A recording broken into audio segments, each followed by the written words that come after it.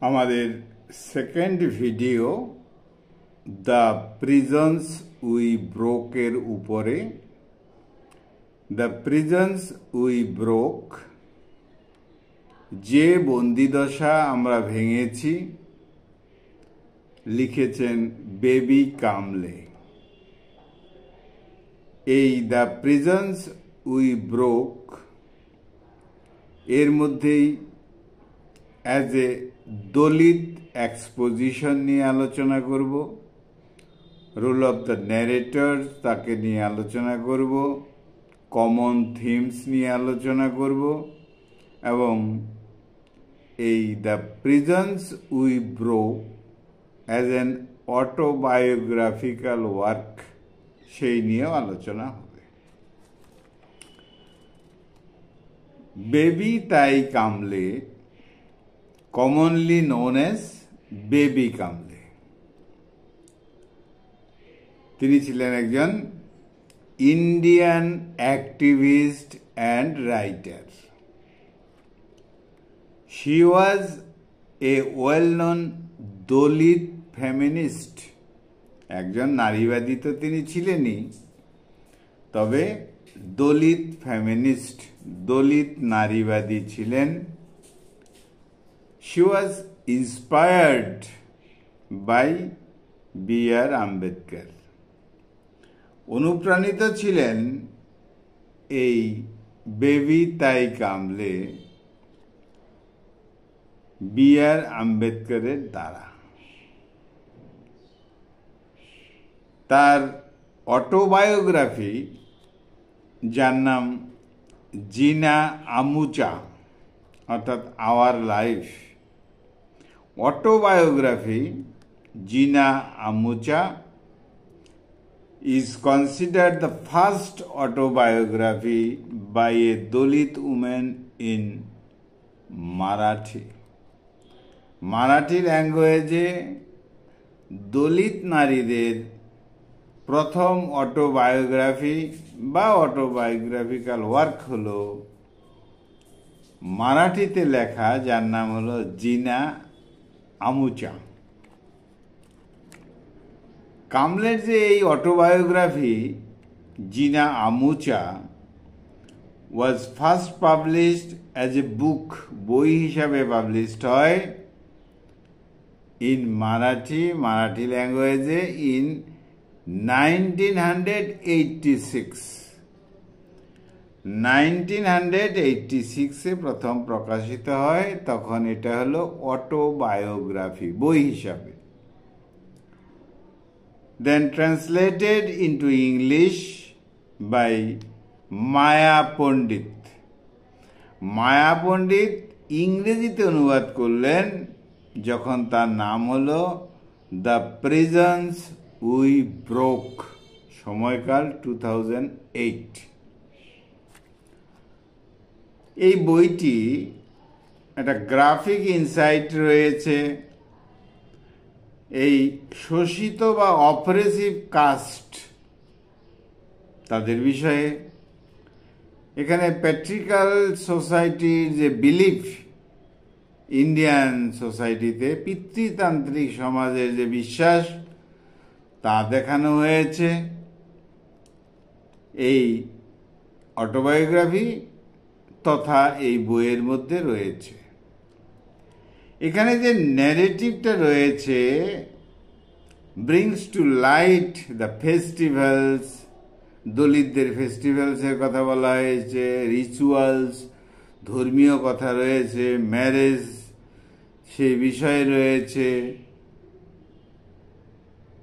এবং চিলড্রেনদের কথা রয়েছে, তাদের হার্ড কঠোর পরিশ্রমের জীবনের কথা রয়েছে, হার্ড লাইফসের কথা বলা হয়েছে এবং উইমেন অফ মহর কমিউনিটি, মহর কমিউনিটির নারীদের কথা বলা হয়েছে, অর্থাৎ দলিত শ্রেণীর নারীদের কথা বলা হয়েছে। আর আমাদের এই রাইটার বেবি কামলে তিনিও এই মহর কমিউনিটিরই ছিলেন।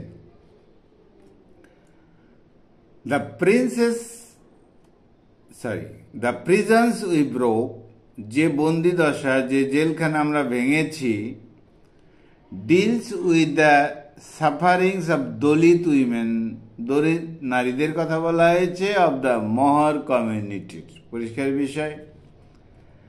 কামলে খান পোর্ট্রে করেছেন miserable condition or deplorable condition of Dalit people of Mahar community, especially women in India. তাহলে এই মহর কমিউনিটি নারীদের দ্বারা এখানকার অন্যান্য দলিত নারীদেরও যে সমস্যা, সেই কথা তুলে ধরা হয়েছে। এই যে বইটা, এটা একটা ডকুমেন্ট, একটা দলিল।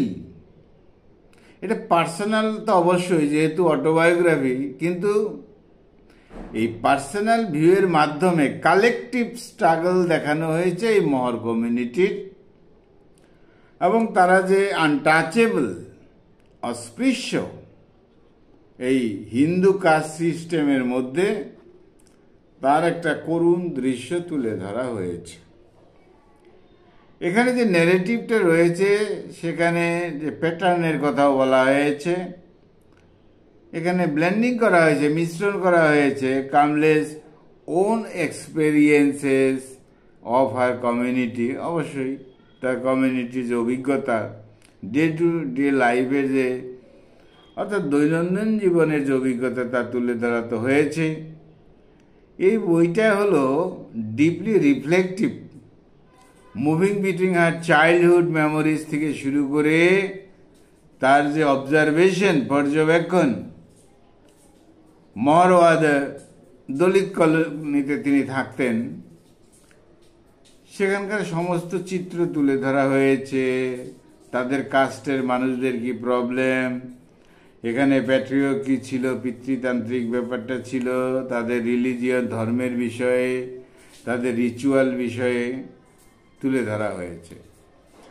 কামলে দেখিয়েছেন, বা তিনি যা লিখেছেন, তার মধ্যে কোনো ফিয়ারনেস ছিল না, তার মধ্যে কোনো ফিয়ারনেস ছিল না। তিনি ডিসক্রাইব করেছেন একটা হার্স ট্রুথ, হার্স রিয়েলিটি, কঠোর সত্যকে তুলে ধরেছেন। যে অপারেশন, তাদের যে শোষণ করা হয় দলিত শ্রেণী, তাদের কথা, যারা আপার ক্লাসে তাদের হ্যাপোক্রেসির কথা, রিলিজিয়াস প্র্যাকটিসেসের কথা, রিচুয়ালসের কথা, এবং এভরিডে ভায়োলেন্স যেগুলো ফেস করতো দলিত নারীরা, দলিত উইমেনরা, সেই সব কথা তুলে ধরা হয়েছে। স্কুলের প্রবলেম, পারিবারিক প্রবলেম, সামাজিক প্রবলেম, সব পরপর তুলে ধরা হয়েছে। তাহলে কামলে এখানে যে ছবিটা রেখেছেন, সামগ্রিকভাবে দলিত শ্রেণী, মহর শ্রেণীদের কথাই, মানুষদের কথাই বলা হয়েছে, মহর কমিউনিটিদের কথাই বলা হয়েছে, যে তারা কি এক্সট্রিম পভার্টি, দারিদ্রতার মধ্যে ছিল, সোশ্যাল হিউমিলিয়েশনের মধ্যে ছিল, তাদেরকে সবাই ইগনোর করতো, অবজ্ঞা করতো। দলিত ডিনাই করা হতো ক্লিন ওয়াটার যে তাদের প্রয়োজন, সেই বিষয়ে, ক্লিন হাউজিং সেই বিষয়ে, এডুকেশন, এই দলিতদের শিক্ষার দরকার রয়েছে, তার উপর কোনো গুরুত্ব দেওয়া হতো না, হেলথ কেয়ার তো ছিলই না। এইরকম একটা জরাজীর্ণ অবস্থায় এই দলিত কমিউনিটির লোকেরা, বিশেষ করে মেয়েরা চলতো। সোসাইটির কথা এখানে তুলে ধরা হয়েছে, বিশেষ করে দলিত নারীদের কথা তুলে ধরা, তাদের ফিজিক্যাল লেবারের কথা বলা হয়েছে, ডোমেস্টিক ভায়োলেন্স কেমন হয়, তারা কতটা ভিকটিমস শিকার হয়েছে আপার কাস্ট হিন্দুদের দ্বারা, বা নিজের পরিবারের লোকদের দ্বারা, বা পিতৃতান্ত্রিক যে সমাজ ব্যবস্থা তার দ্বারা, সেই সব তুলে ধরা হয়েছে। তাহলে স্বাভাবিকভাবে এখানে একটা এই মহর কমিউনিটির মধ্যে একটা ধারণা ছিল যে তাদের বেঁচে থাকাটা ফেট অর ডিভাইন পানিশমেন্ট, ঈশ্বর যেমন শাস্তি দিবে তেমনভাবে আমাদের জীবন চলবে, ঈশ্বর যদি সুখ দেয় তাহলেই চলবে, আর কি করার আছে। অর্থাৎ এইভাবে তারা চ্যালেঞ্জের মুখে পড়ে যায়, তাদের মেন্টালিটি দুর্বল হয়ে যায়, নিজেরাই নিজেদেরকে ইগনোর করতে থাকে। কিন্তু পরবর্তীতে লেখিকা বলতে চেয়েছেন, এই যে দলিত কমিউনিটিরা সাইলেন্সে থাকতো, নীরবতায় থাকতো, বোবার মতন থাকতো, ডিফিট পরাজয়ের মধ্যে থাকতো, এই যে প্রিজন একটা জেলবন্দি অবস্থা হয়েছিল, সেই জেলবন্দি অবস্থা থেকে আমরা মুক্তি পেয়েছি, পেতে যাচ্ছি, এবং আমরা জেলখানাটাকে ভেঙে দিচ্ছি। কিভাবে, সেই কথায় আমরা আসব। তাহলে কামলের যে ন্যারেটিভ, এখানে sufferings of the Dalit women তার কথা বলা হয়েছে, বারবার বলা হলো। কাস্ট ডিসক্রিমিনেশন, দলিতদের যে কাস্টের বিভেদ, বৈষম্য, সে কথা বলা হয়েছে। প্যাট্রিকাল সোসাইটির বা তাদের ডমিনেশন, পিতৃতান্ত্রিক, বাড়িতে তাদের কি প্রেশার পেতে হতো, সে কথা তোলা হয়েছে। অর্থাৎ কিনা এই কমিউনিটি পুরুষরা কতটা অ্যালকোহলিক ছিল, ভায়োলেন্স করতো, সেই সব তুলে ধরা হয়েছে। দৈনন্দিন জীবনে তাদের ট্র্যাডিশনাল ন্যারেটিভ তুলে ধরা হয়েছে। এখানে মাদারহুড, উমেনহুড, নারীত্ব, মাতৃত্ব, তাকে বেশি বেশি করে বলা এমন কিছু হয় নাই হিন্দু কালচারে যেমন বলা হয়, বরং সাধারণ নারীদের, দলিত নারীদের যে কি অবস্থায় রয়েছে সেই বিষয়ে তিনি লেখালেখি করেছেন, এবং তিনি তো অ্যাক্টিভিস্ট ছিলেন, তার জন্য যে কথা তুলেছেন। অর্থাৎ কামলের লেখার যে টোন বোল্ড ছিল, অ্যাংরি ছিল, ফেমিনিস্ট, নারীবাদী কথায় তিনি লিখতেন। অর্থাৎ দলিত রাইটার যারা পুরুষ, তারা যেমন লিখত তেমন নয়। এখানে একজন নারী হিসাবে নারীর অভিজ্ঞতা নিয়েই তিনি লিখেছেন। নারীর মুক্তি চাই, লিবারেশন চাই, সেটা কাস্ট, জেন্ডার যে দিক থেকেই হোক, এমন কিছু বিষয়। তবে এই বইয়ের একটা বিশেষ অংশ রয়েছে ডক্টর বি.আর. আম্বেদকরের লেখার উপর বা অনুপ্রেরণার উপর।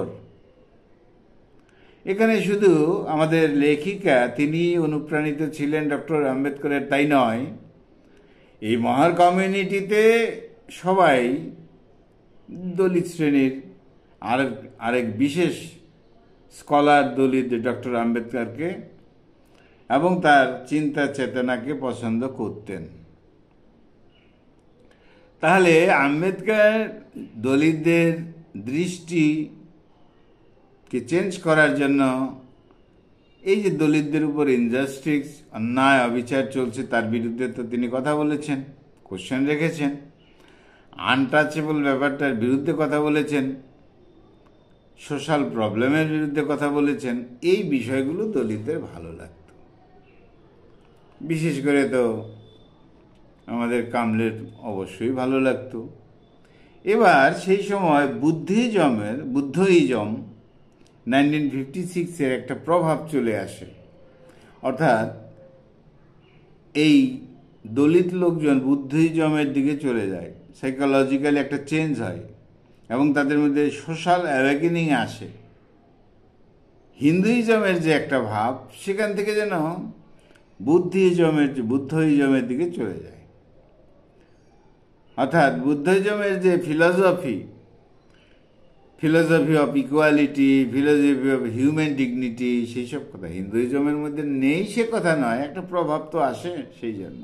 যাই হোক, তাহলে আম্বেদকর যেমন জোর দিয়েছিলেন শিক্ষার উপর, এডুকেশন, অর্গানাইজেশন, সেলফ রেসপেক্ট দলিতদের সেই বিষয়ে, এবং কাস্ট স্লেভারি বিষয়ে সবারই কথা বলতে হবে।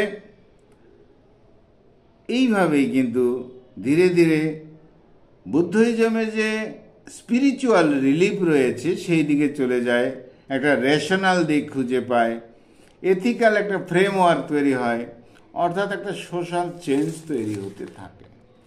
তাহলে ধীরে ধীরে জেলবন্দি অবস্থাটা কিন্তু ভাঙছে। তাহলে এখানে থিমের মধ্যে আমরা কাস্ট অপারেশনের কথা তো পেয়েছি, স্বাভাবিক। কামলে provides a first-hand story how caste function as systematic and dehumanizing force in Indian society.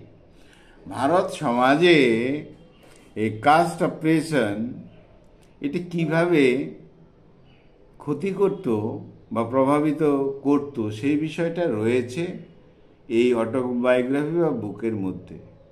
Next থিমের মধ্যে যেটা পাওয়া যাবে জেন্ডার, অর্থাৎ এখানে নারীদের কথা বলা হয়েছে, জেন্ডার ইস্যু রয়েছে। প্যাট্রিয়ার্কি, পিতৃতান্ত্রিক যে প্রবলেম সে কথা রয়েছে। নেক্সট পয়েন্ট থিমের মধ্যে রয়েছে রিলিজিয়াস হিপোক্রেসি। আগে পুরনো ধর্মমত অনুযায়ী দেখা যেত যে নারীদেরকে একটা যাতনায় পড়তে হতো, যদিও ধর্মীয়ভাবে বলা হতো নারীরা অনেক ঊর্ধ্বে, কিন্তু বাস্তবে সেটা ছিল না, জাস্টিফিকেশন ছিল না। তাহলে সেই রিলিজিয়াস হিপোক্রেসির বিরুদ্ধে কথা বলা হয়েছে। নেক্সট থিম এখানে রয়েছে রেজিস্ট্যান্স অ্যান্ড অ্যাওয়েকেনিং। এখানে দলিত নারীদের যে শক্তি রয়েছে, তাদের অর্গানাইজেশন, তাদের সংগঠন, তাদের জাগরণ বিষয়ে কথা রয়েছে। ধীরে ধীরে সেটা বন্ডেজ থেকে মুক্তি পেয়ে এডুকেশন, পলিটিক্যাল দিকে একটা ট্রান্সফরমেশন, এই বিষয়ে কথা রয়েছে। তাহলে বেবি কামলের যে লেখা, একদম প্যাশনেট লেখা, ডাইরেক্ট লেখা। এখানে তিনি লোকাল ডায়ালেক্টস ব্যবহার করেছেন, প্রভার্ব ব্যবহার করেছেন, তার এক্সপিরিয়েন্স ব্যবহার করেছেন, অথেন্টিসিটি দিয়েছেন তার এই লেখার মধ্যে। তিনি রোমান্টিসাইজ করতে চাননি, তিনি যা লিখেছেন সঠিক, অথেন্টিক। তাহলে দ্য প্রেজেন্স উই ব্রোক এখানে একটা রেয়ার বিষয় দিয়েছে দলিত নারীদেরকে, তাদের বেঁচে থাকার যে অধিকার রয়েছে, এবং এই বিষয়টাই লিটারেচারে জায়গা পেয়েছে, এবং কিভাবে তাদের বন্দিদশা ভেঙে ফেলার প্রয়াস করা হচ্ছে তিনি এই লেখার মধ্যে রেখেছেন। তাহলে দ্য প্রেজেন্স উই ব্রোক এটা হলো একটা দলিল, এটা হলো একটা দলিল রয়েছে কাদের? এই দলিত নারীদের। এখানে তাদের যে শক্তি সামর্থ্য তার কথা বলা হয়েছে, সেইভাবে তাদের অহংকারীভাবে অহংকারী বলতে তাদের গরিমা তুলে ধরা হয়েছে। এখানে জেন্ডার বেসড অপারেশনের কথা বলা হয়েছে। বলা হলো এই দলিতরা যে সাইলেন্সড, বোবা হয়ে থাকে, তার বিরুদ্ধে, অর্থাৎ তারা যেন জেগে ওঠে সেই সব কথা বলেছে। দলিতরা যেন কোশ্চেন করতে পারে, ফাইট অ্যাগেনস্ট সোশ্যাল ইনজাস্টিস রয়েছে তার বিরুদ্ধে।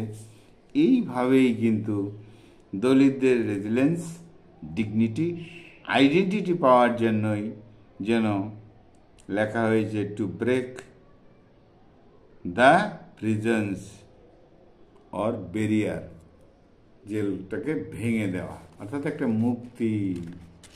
মুক্তির পথ রয়েছে এই অটোবায়োগ্রাফিক্যাল ওয়ার্কের মধ্যে, অর্থাৎ দ্য প্রিজন্স উই ব্রোক এর মধ্যে। তাহলে বন্ধুরা, আমাদের আজকের আলোচনার বিষয় ছিল the prisons we broke, written bye baby তাই কামলে। বন্ধুরা খুব ভালো থেকো, আমার চ্যানেলটা সাবস্ক্রাইব করো। Thank you.